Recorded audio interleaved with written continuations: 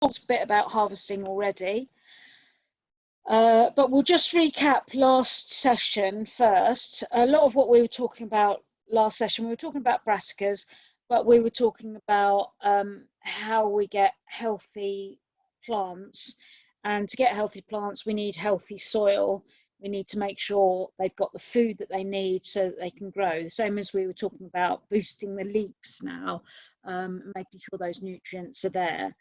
Especially if they're crops that we repeat harvesting, like tomatoes, we need to continuously keep giving them food so they've got enough energy to deliver a crop for us.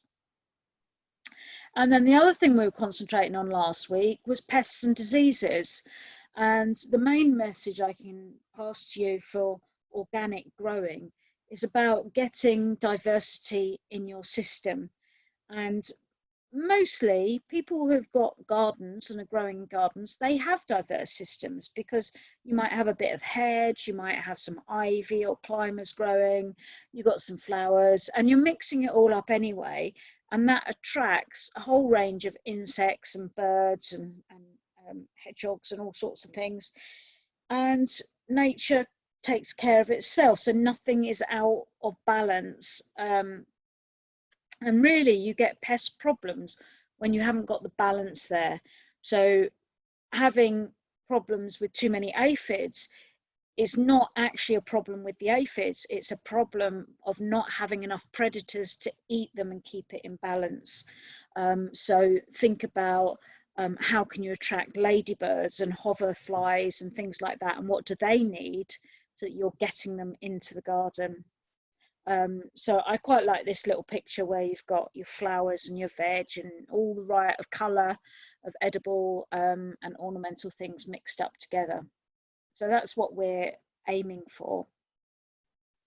And I'm sure many of you have in your gardens. So this week, we're going to think about how to harvest your produce. And we have, again, we've talked about that a little bit as we've gone through each week. We talked about last week making sure you pick your broccoli and your cauliflower before the flowers open. So we want to ensure a long season of cropping, and obviously some things we crop and then they're gone, and other things it's repeat cropping. And we want our harvest to be tasty and full of nutrients. And if we leave it too long before harvesting it, it's not sweet and tasty. So we were talking about the carrots earlier. Small carrots are sweeter and tastier.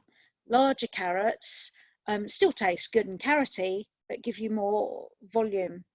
And if plants are going over and they're starting to develop seed, or then they're also losing the nutrients, and we want nutrient-rich food. So different crops have different indicators telling you when to harvest them, and you just have to sort of learn them. So some crops are repeat harvesting, and you need to harvest them regularly, and some are harvested all in one go. So a lot of you are now harvesting your potatoes, and you've got a nice clear bed to put something else in and get your successional crops growing. And I think Mach has got a Zoom, I'm not sure if it's this week or next week, on what to sow now for your successional sowing for your winter crops. So that might be a good one to join in on. So things that harvest complete crops. For potatoes, I've already said today, you want to keep your garden diary so you know when you put things in the ground. So particularly for potatoes, after 10 weeks, you can start digging them up as small potatoes. And if you've got a few plants that you've planted, if you dig the first one up and they're small, you wait another week and they'll have bulked up a little bit more and you'll have bigger potatoes. I personally don't, I find them a little bit small at 10 weeks, and I usually start harvesting at 12 weeks potatoes. But like I said before, if you haven't written in the diary, you don't have a date, you can sort of scrape away at the side of the plant and see what sort of size the potatoes are without actually harvesting the plant completely. Or you can look out for the flowers, and the flowers usually come at about the 10-week stage. Other crops, you're looking for signs of dieback. So at the moment, if you've got garlic in the ground, you'll start to see, garlic might have already gone. The leaves go yellow and they start dying back. And what's happening then is all the energy from the leaves, the food energy, is dying back and going back and feeding the bulb. And so the bulb is basically doing the last bit of swelling and growing and absorbing the nutrients from the leaves. And you want to harvest it at the point where the leaves are yellow, before the leaves have completely disappeared, because once the leaves die back and they're gone, and that happens really in a few weeks, you'll find the weeds quickly get in, and it's very hard to see where your garlic crop is, because they're just under the ground. So it's better to harvest them when they've still got some stems on them. And so when you harvest your onions and garlic, you want to dry them out. So what a lot of people do is they dig up their crop and they'll lie them out in a greenhouse or conservatory or a sunny window or something, so that they're drying out, and then the skins dry out and the skins are protecting the plant. And again, if you leave your crop in the ground too long, the skin, the outside papery skin, starts to die back and you lose that. So you want to harvest them at the right time. And if you leave the stems on there, you can plait them. There's loads of online demonstrations on how to do that. And then you can just hang them up, and they'll store until next March. If you keep them somewhere cool and dark, you can hang them up and then just eat them as and when until you run out. And then come March, they start sprouting. But even when they start sprouting and you've got the little green shoots coming out the top, you can eat that green shoot. It's an allium. So you're not having to waste them. But I don't imagine any of you have grown them in that quantity. I think you'll probably run out way before then. And if you've got a really good crop of garlic and they look lovely and healthy, you can save the bulb ready to plant next year, or just keep a couple of cloves back to plant next year. We've talked about the flowering brassicas, broccoli and cauliflower, and the same thing goes for the purple sprouting, which will come in February, March, April, depending on which variety you've got and when you planted it. So it's crop it before the flowers open. And if the flowers do open, they look wonderful, they smell nice, and they're great for pollinators. So you can either leave them for the pollinators, or if you need the space, obviously pull the plant up and compost it. But with brassicas, like we said last week, you can eat the whole of the plant, so you can eat the leaves and things as well. And then we've got our fruiting plants.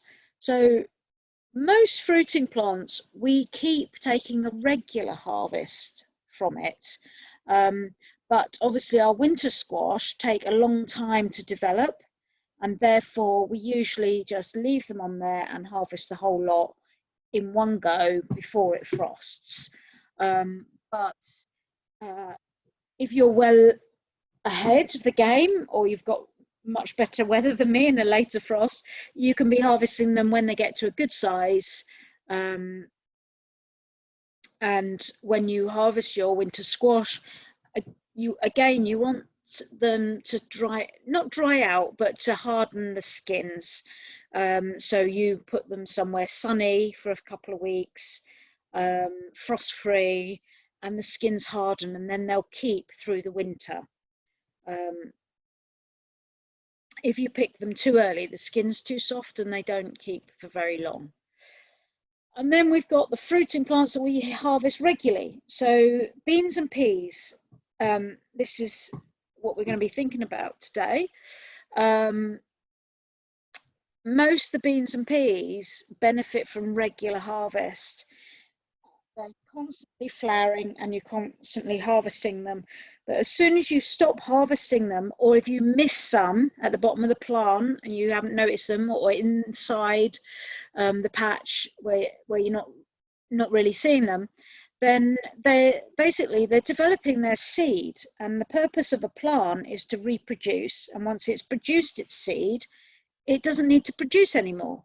So it dies because it's got the next generation of seed there. So we want to pick them regularly to remove those seeds, to fall into flowering again and producing some more. But if you leave those peas and beans on there, the seed inside the pod develops to maturity, the pods start drying out, and the plant stops producing flowers. So, you know, peas, generally, you can get at least 3 good harvests. And then the harvest starts declining, but you can still continue to get a few peas. French beans, runner beans, they'll keep going until we get a frost. So just keep picking them. And pick them small, because again, once they get bigger, they get more stringy. And runner beans shouldn't be stringy. You know, just pick them at a nice size before the stringiness develops. So the only beans that don't keep repeat flowering are the broad beans, and they tend to flower all in one hit, and then they slowly develop the broad bean over quite a long time. And then you do get a couple of crops, because the first time you pick them, you pick the biggest beans, you feel the pods, and you're looking for the seed inside the pod, and you can feel them there once the pod's full, and you pick, and then you'll go back a week or 2 later and you'll have some more, and you just keep picking until there's no beans left, and then you're finished with the broad beans. Tomatoes, obviously we're waiting for them to ripen now, but once your first one has ripened, you'll find they'll quickly ripen, because a ripe fruit releases ethane, and that ripens fruit. So by having one ripe fruit there, it encourages all the other fruit to ripen. But if you're picking your crop, your harvest, if you wait too long, it's on the plant too long, you'll find they'll split or they'll go soft. So again, pick your tomatoes regularly. You can pick them under ripe, put them in your house where it's warmer, put them next to a banana, and they'll go red overnight. Not from real green, but if they're sort of half ripened.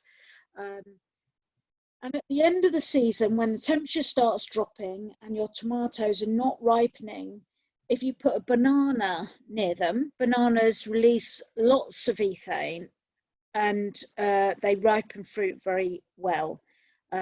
So you can either leave them on the plant, put a banana there, but if the temperature has really dropped and gone cold, they're better to be harvested, and put them in a brown paper bag with a banana, and that'll help ripen them and bring them on.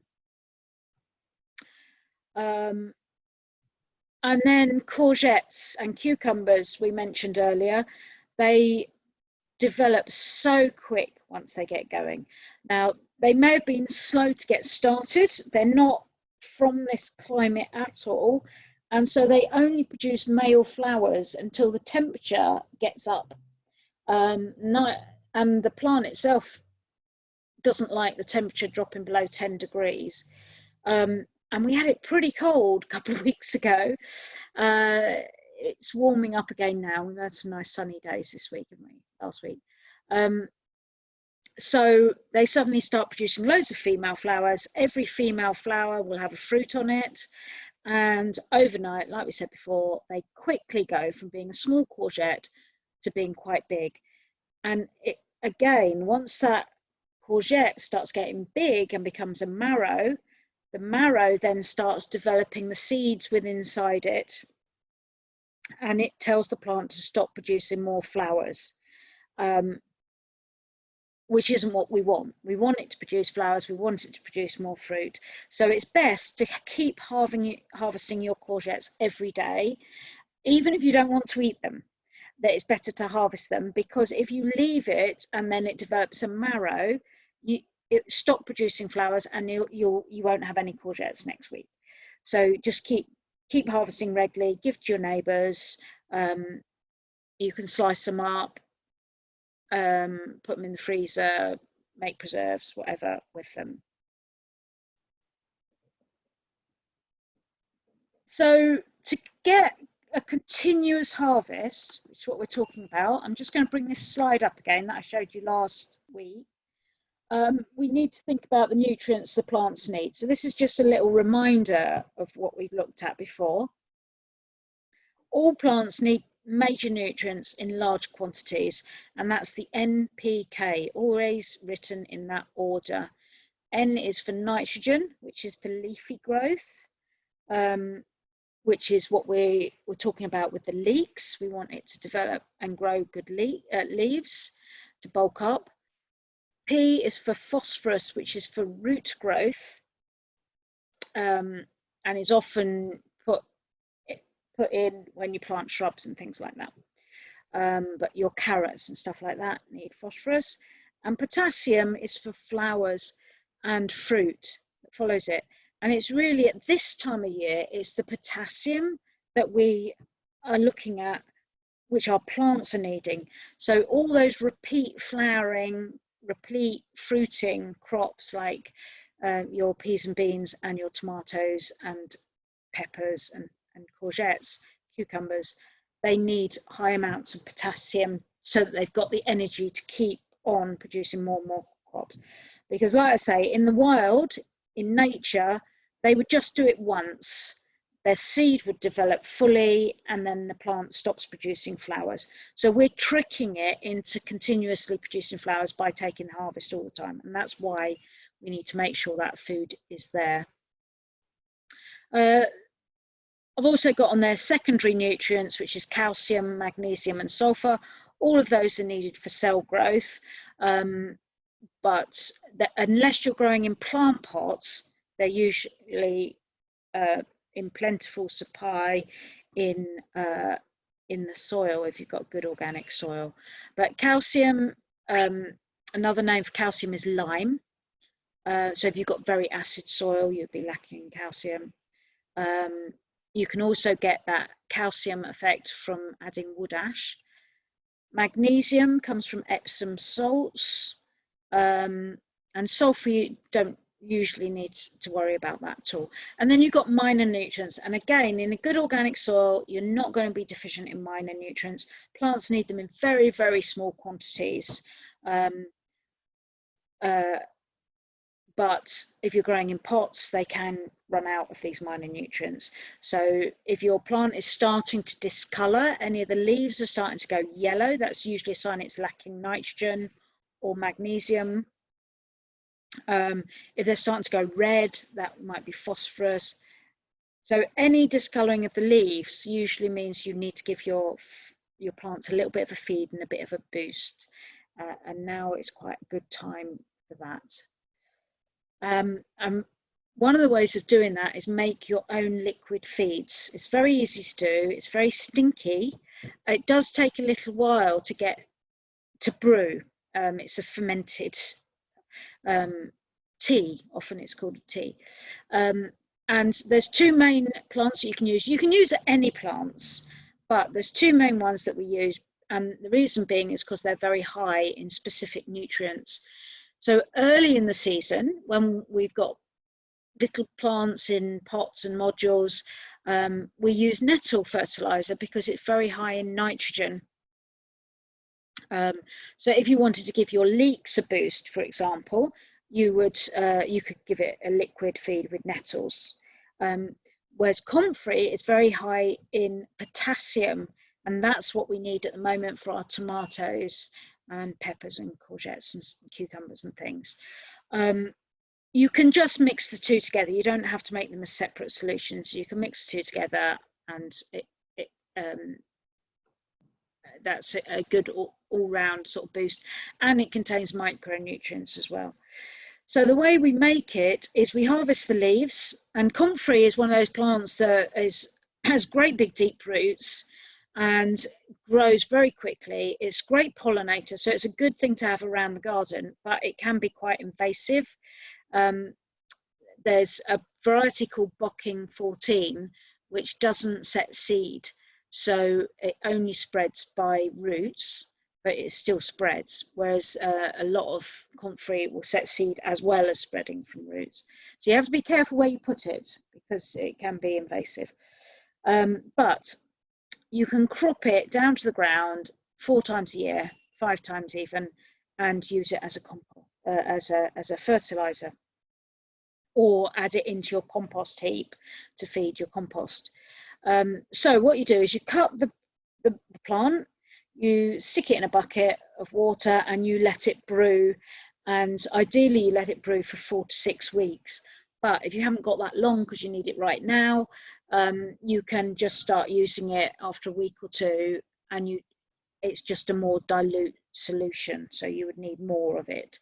But it's not an exact science. You basically would use 1 cup of the water, of the fertilizer, into a watering can, and then feed it on your plants. So usually with a liquid feed, you can do it once a week or once a fortnight or something like that.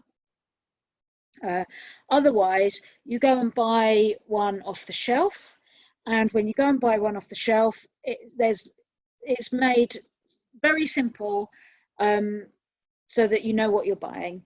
And it's, you go and buy something like tomato rye, it's for tomatoes, or I don't know what any of the names are, but it will have a picture of what it's to feed on there. But you now know what the nutrients are. You now know it's always written NPK and what that stands for and what it means. So you can, if you've got a tomato fertilizer and you've got a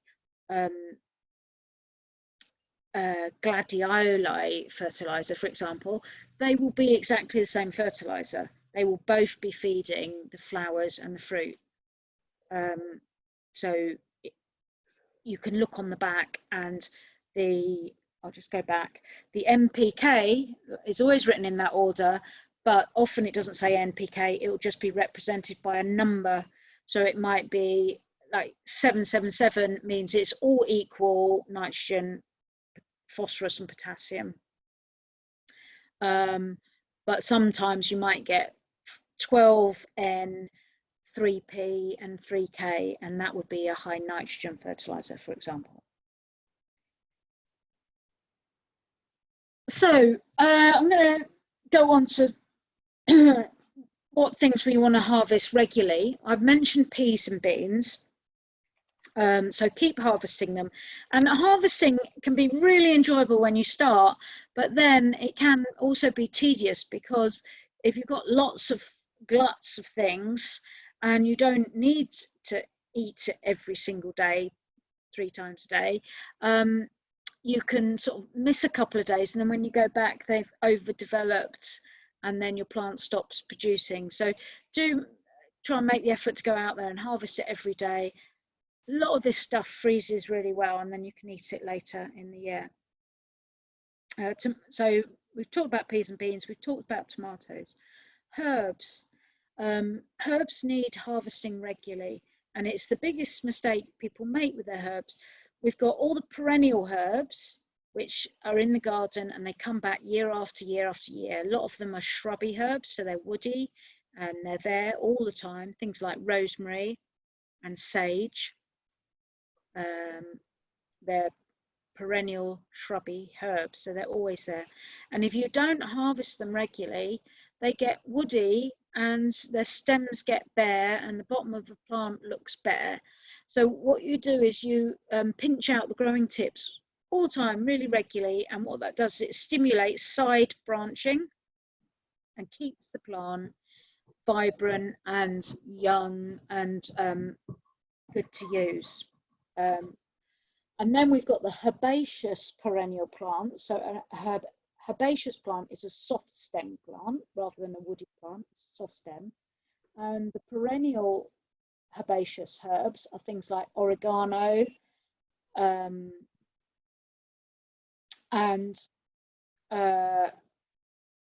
there's others I can't, and chives, oregano and chives and things like that. So they've got a perennial root system that is there all the time. The plant grows up in the summer and then it dies down in winter, so there's nothing there in winter, but it'll come back again the next year. So these herbs, again, you can harvest it and crop it as much as you like. It's got a really good root system and it just keeps growing back from the roots. And as long as you give it a yearly organic mulch or some compost or muck or something, it'll be fine. But they're not, herbs are not really hungry crops, so they don't need masses of feed like our annual veg plants. And then the other group of herbs are annual herbs. So an annual plant just grows for 1 year and then it dies and it's finished. And this is things like parsley and coriander. And strangely, these are the most popular herbs that people want on the market or in the shops. And it's because you need a new plant each year. Now, parsley is very productive. You get a lot of herbs from your parsley. But when you buy parsley, you buy a pot and it might have 30 seeds in that pot, and it's sold to look really good at the point that it's sold. People put it on their windowsill and they start cropping it, and it doesn't really thrive because there's too many plants in that one pot, but it looks good at the point of sale. And so you crop it once or twice and then you have to throw it away. It's very hard to keep it going. But if you plant it in your garden, you plant one plant individually, and that will get big and it will grow to 30 centimeters, just one plant on its own. And so you can cut it right back down to the ground, and 2 weeks later it's back up and you get another crop. So very productive herb, and it's a good green vegetable as well. You can use it in large quantities. The other one is coriander. Coriander bolts very quickly, so it's one of those herbs that is better to sow successionally through the season, so that you get a continuous supply. And it's a very popular herb now. Lots of people like coriander, but I don't find it very productive because it runs to seed so quick. So that's your herb. So it's very easy to grow some perennial herbs, either shrubs or the herbaceous ones, and you've got them in your garden and they're there forever. But if you don't harvest them regularly, they won't stay looking good for very long, particularly the woody ones. And then the annual ones you do annually. So coriander will only grow during the summer season, but parsley will overwinter. It's actually, I'm calling it an annual, but it's actually a biannual, the same as your carrots and our parsnips. It's in the same family, and it will seed in the second year. Sometimes it seeds in the first year. So you can overwinter it, you get a crop in the spring, and then it'll go to seed, at which point you need to have some more coming on. And then the next category I've got on here for harvesting regularly is the leafy crops. And many of you are growing these, and many of you have been harvesting for quite a few weeks now. So we've got chard and kale, and we've got our cut and come again salads we can put in this group as well. So these, once they get going, you just keep harvesting and they keep growing back, and they'll keep going until they bolt, which is when they go to seed. Now, if you grew kale early in the season and you've been cropping it now for a month or two, it's likely to bolt before we get to the winter. It will have run out of steam, it'll have lived its life. But if you if you've just planting your kale now or sometime this month, then that will keep going all winter, and you can keep harvesting it all winter. In the depth of winter, everything slows down a bit, and you don't get much of a crop off of anything really in January and February. It's too cold for much growing to go on. So you can harvest it, but it will be very slow to regrow. And then suddenly in spring, in March, it puts on a fit of growth as the weather warms up, and then it will go to seed at that point. But like all the brassicas, you could harvest the flower head before the flowers open. Chard, on the other hand, once it bolts, you can still keep cropping in the leaves. It doesn't go bitter like lettuce does, but you won't want to eat the flower heads. So once it's bolted, and they just bolt generally at different times. So within your crop, one might bolt and the others don't. But chards, I quite often do 2 sowings a year. So I'll have one that I'm cropping during the summer, and then I've just sown some more now that I will overwinter and be cropping over winter. And sometimes I put a couple in the polytunnel, because in the polytunnel, obviously, they'll grow for longer. It's a bit warmer. Salads, I think we've talked about salads before, but lettuce, if you grow a whole-headed lettuce, you have to plant them far enough apart so they can develop a whole head. But if you're doing cut and come again lettuce, you can sow them and plant them much closer together, but you then need to harvest them regularly, because if they start getting too big, they get overcrowded, and with the wet August weather and the wet nights, because we get very misty evenings, then they start to get mildew and rot, and then it's not good to harvest. So if you've planted them closer together for cut and come again, you must keep cropping them continuously.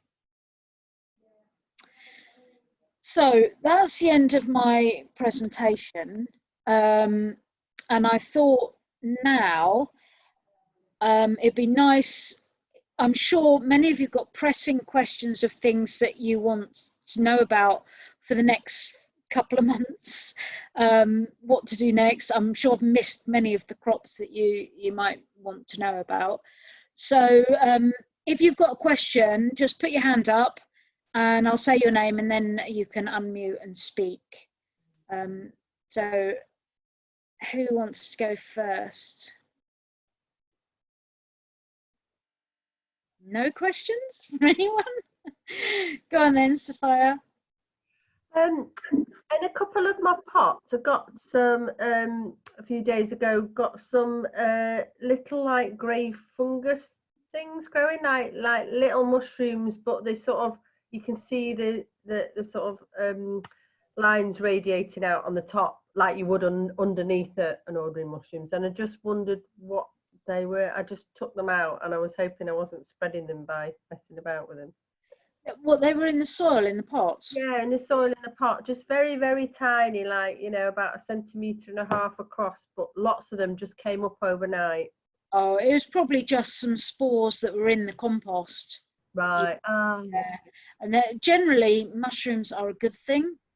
Yeah, the mushrooms is the fruit, but under the ground they have mycelium, and that mycelium is talking to your plant roots and transporting nutrients. So it's usually a good thing to have mushrooms in the garden.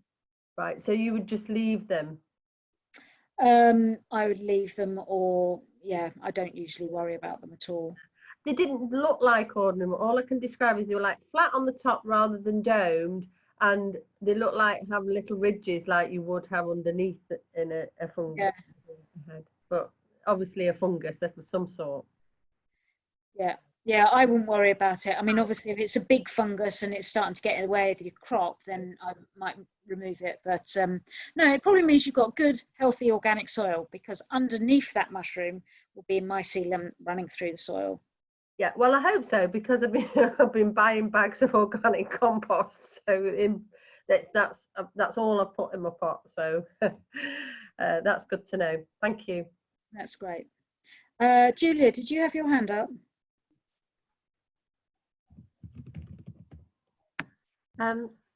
I planted some cucumber plants a little bit late. They're now in pots and kind of grown up a bit.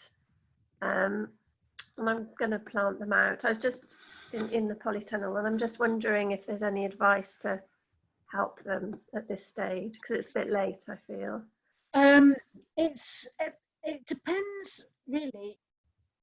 They might not be late. They might still produce a crop. It depends when the first frost comes. You know, for me, the first frost is usually first week in September, which is quite early. But over in Mach, you have much later frost than me, and they might keep going until October, November. But you know, they don't like the temperature dropping down below 10 degrees, which it does tend to do at night. But if you've got them in a polytunnel, it's going to be warmer anyway, and polytunnels tend to stay frost free and quite warm until October. So yeah, get them in the ground, and they probably will produce a crop. I mean, obviously it's not going to be a bigger a crop as plants that are producing now, but you'll be surprised. You know, they'll have flowers on them and they'll get going quite quick. But you know, if they're looking a bit like they've been in the pot too long, you can give them a bit of a boost of a feed as you plant them. Sorry? So now you're already back. You must have been done pretty quick. Steve, I think you're muted. You need to put mute on, Steve. All right, cheers. Okay, thanks, Ted. Sorry, just realised I wasn't on mute. Apologies. And would you suggest that would be a potassium-rich feed to support the fruit? Well, the potassium is for the fruit and flower. So you usually start with a potassium-rich feed at the point when the first flowers come. Okay. But you want your plant to grow as well. So I would use an all-purpose, all-round feed. So you know, a general purpose fertilizer would be good. You can, if you've got a source of manure as well, you can put manure straight into a bucket of water and use that as a liquid feed. As a quick liquid feed is a much quicker boost than putting organic matter on the soil or a granular feed. Liquid fertilizers go straight in through the leaves and gives it an immediate boost. A lot of people use pardon? Would you spray it on the leaves? I put it in the watering can and then water over the leaves, but obviously not on a sunny day. Do it in the morning so it dries out before the sun hits it. And then it goes in the leaves and in the ground, and it'll take it up through the roots, but also through the leaves as well. A lot of people use the seaweed fertilizer because that's a good all-rounder. It's got lots of micronutrients in it, and it also works quite well for transplant shock. So it's quite good to use at the point when you plant your plants out or transplant them from seed trays into pots. Yeah.